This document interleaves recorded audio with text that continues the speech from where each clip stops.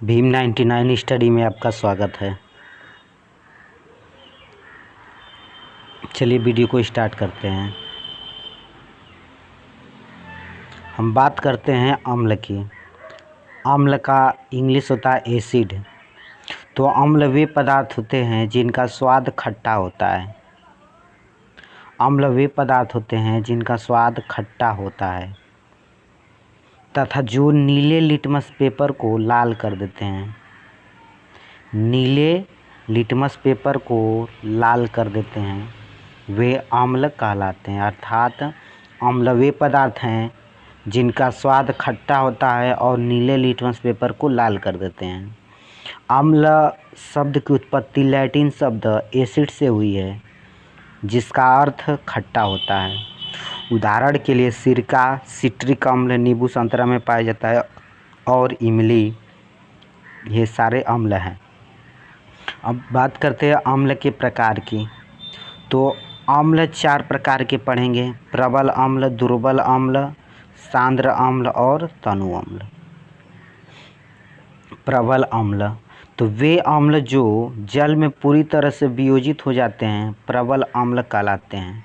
जैसे HCl, H2SO4, HNO3, ये सारे प्रबल अम्ल के उदाहरण हैं। तो HCl को अगर जल में हम घोलें तो ये पूर्ण रूप से जल में घुल जाएगा, और जो जल में पूर्ण रूप से घुल जाता है उसे हम लोग प्रबल अम्ल कहते हैं। तो जल में घुलने पर H+ तथा Cl- में घुलेगा। इसका नाम है हाइड्रोक्लोरिक अम्ल। हाइड्रोक्लोरिक अम्ल HCl से होता है हाइड्रोक्लोरिक अम्ल। इसमें एक और सांद्र अम्ल है, प्रबल अम्ल है, जिसका नाम है H2SO4, जिसे हम लोग तेजाब भी कहते हैं। सल्फ्यूरिक अम्ल, सल्फ्यूरिक अम्ल का सूत्र होता है H2SO4। इसमें एक और अम्ल है HNO3, इसका नाम है नाइट्रिक अम्ल। अगर नाइट्रिक अम्ल को जल में घोलें तो नाइट्रिक अम्ल पूर्ण रूप से जल में घुल जाता है, अतः यह प्रबल अम्ल है। दुर्बल अम्ल, दुर्बल अम्ल वे अम्ल जो जल में पूरी तरह वियोजित नहीं होते हैं दुर्बल अम्ल कहलाते हैं। जैसे कि लैक्टिक अम्ल CH3COOH, इसे अगर जल में घोलें तो ये पूर्ण रूप से जल में नहीं घुलता है, अतः यह दुर्बल अम्ल है। सांद्र अम्ल, जिसमें अम्ल अधिक मात्रा में होते हैं जबकि जल कम मात्रा में होता है तो उसे सांद्र अम्ल कहते हैं। यदि एक हम बर्तन ले लें और इसमें 60% तक अम्ल ले लें और 40% जल, तो ये सांद्र अम्ल कहलाएगा। अब पढ़ते हैं तनु अम्ल। तो तनु अम्ल वह अम्ल है जिसमें 80%, लगभग 80% जल और 20% अम्ल, अर्थात जिसमें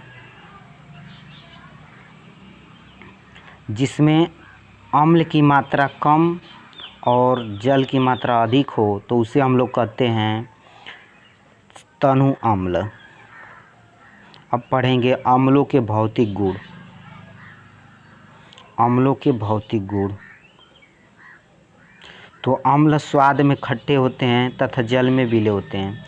कोई भी अम्ल लेंगे तो उसका स्वाद पहले तो खट्टा होगा, इसके बाद वह अम्ल जल में विलेय होगा। अम्ल नीले लिटमस पेपर को लाल कर देता है। जब भी नीला लिटमस पेपर को अम्ल में डुबोएंगे तो वो लाल हो जाएगा।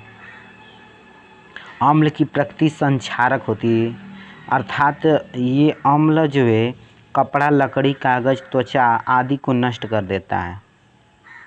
अब पढ़ते हैं अम्लों के रासायनिक गुण। तो अम्लों की धातुओं से अभिक्रिया पढ़ते हैं। अम्ल विभिन्न प्रकार के सक्रिय धातुओं जैसे कि जिंक, सोडियम, मैग्नीशियम इत्यादि से अभिक्रिया करके हाइड्रोजन गैस छोड़ती है। यानी कि अम्ल प्लस धातु, कोई अम्ल ले लें और अम्ल का अभिक्रिया अगर धातु से करा दें तो लवण तथा हाइड्रोजन बनेगा। कोई भी अम्ल ले लें, अम्ल प्लस धातु, तो इससे बनेगा लवण तथा हाइड्रोजन। जैसे एक जिंक धातु ले लिए, जिंक और जिंक धातु का सल्फ्यूरिक अम्ल H2SO4 से अभिक्रिया करा दिए, तो जब अभिक्रिया कराएंगे तो ZnSO4 प्लस H2 बनेगा हाइड्रोजन गैस। देखिएगा इस अभिक्रिया को ऐसे, जिंक प्लस H2SO4 है तो ये टूटेगा 2H प्लस और प्लस SO4 पे 2 माइनस में, तो ये वाला माइनस वाला इस प्लस से जाके जुड़ जाएगा, तो बन जाएगा जिंक सल्फेट ZnSO4। दोनों पे, इस पे भी माइनस और इस पे प्लस, 2 प्लस होता है, तो ये ख़त्म हो गया, जिंक सल्फेट बन गया। और H2, 2 H है तो बन जाएगा H2, अर्थात जिंक हाइड्रोजन सल्फेट से अभिक्रिया करके जिंक सल्फेट और हाइड्रोजन गैस बनाया। यानी कि कोई जब धातु अम्ल से अभिक्रिया करेगी तो हाइड्रोजन गैस निकलेगा। हाइड्रोजन गैस जलने पर पॉप की ध्वनि के साथ जलती है। पॉप टेस्ट, हाइड्रोजन गैस से निकल निहित परखनली के पास जब एक जलती हुई मोमबत्ती लाई जाती है तो पॉप की ध्वनि उत्पन्न होती है। इस टेस्ट को हाइड्रोजन की उपस्थिति दर्शाने के लिए प्रयोग करते हैं। अब धातु कार्बोनेट तथा धातु हाइड्रोजन कार्बोनेट से अभिक्रिया।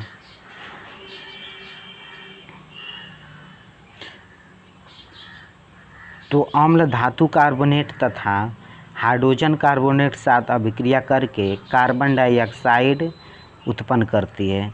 यानी कि धातु कार्बोनेट प्लस अम्ल = बनेगा लवण प्लस कार्बन डाइऑक्साइड प्लस जल।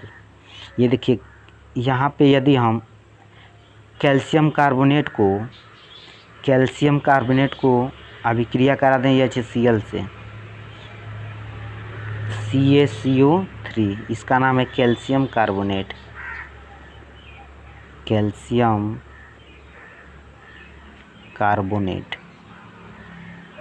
और इसका अभिक्रिया करा देंगे HCl, हाइड्रोक्लोरिक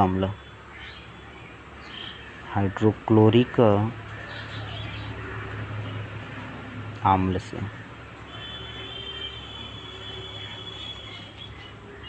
जब कैल्शियम कार्बोनेट का HCl से अभिक्रिया करेंगे तो बनेगा CaCl2 plus H2O plus CO2। समझते हैं, इसको तोड़ेंगे तो Ca पे 2 प्लस प्लस CO3 पर 2 माइनस आएगा, अब प्लस H पे 1 प्लस और Cl पे एक माइनस आता है। तो यहाँ 2 Cl है, 2 हाइड्रोजन है, लगा दिया।